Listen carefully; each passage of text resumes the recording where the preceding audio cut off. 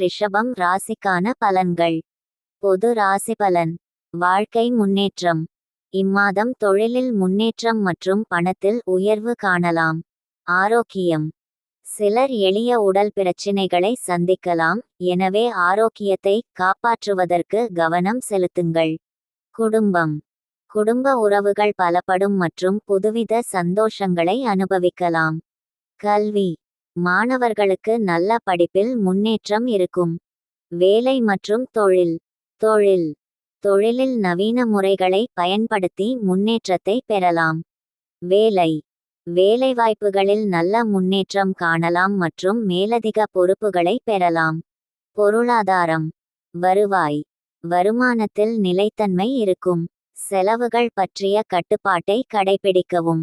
முதலீடு. புதிய முதலீடுகளுக்கான நேரம் இதுவல்ல.